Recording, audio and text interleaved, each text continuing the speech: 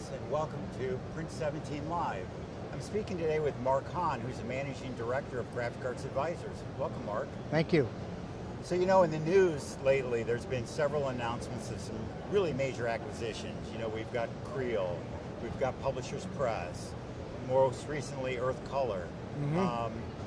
You know, these are some more high-profile These are names, bigger deals. Yes. but industry consolidation is happening really at all levels. I would agree. We're very busy. The market is very active right now. There's a lot going on. We're getting, no exaggeration, several calls a month from buyers and sellers as to when they should make the decision to go into the market. Right. Are you seeing a difference in terms of the sellers today, say from maybe 3 to 4 years ago? I am, absolutely. I think today's market, the sellers are, the driver in the market right now, I would say, is demographics. It's the aging out primarily of the baby boomers who started businesses, and if they don't have the next generation ready to take over the business, they're making the decision to sell. And unlike a few years ago where there was more distress in the market, things have stabilized and owners are looking at their age, the marketplace, how long the expansion in the economy has happened, and making the decision that they should pull the trigger now or soon before possibly the next recession, and then they've got to go through another 7 or 10 year cycle. So that demographic push, I think, is going to drive our business and consolidation for the next 5 to 10 years. Right. What are you seeing out in the marketplace now in terms of the average multiples in deals? Well, I appreciate the question, but I actually think that sometimes people, they gloss over the factors underneath a multiple. Clearly, packaging multiples are higher, we hear about that. If you're a commercial printer and you're just wondering what's coming in next Monday, multiples are lower. But there are other drivers that we look for when we talk to a potential client, and those are things like account concentration. Where are they in the country? Are they in a major metropolitan printing area such as Chicago or New York or LA or Dallas, or are they out in a rural area where there's less buyers? Are they in a segment such as transactional print where they're providing high levels of compliance, HIPAA compliance and other things? Those things drive multiples up or down.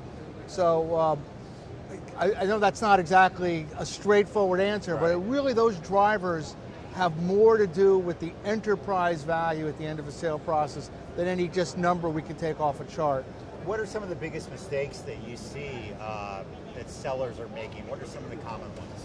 Okay, what I see is that it's a matter of timing, and not necessarily trying to time the market, but timing what's happening internally within their company.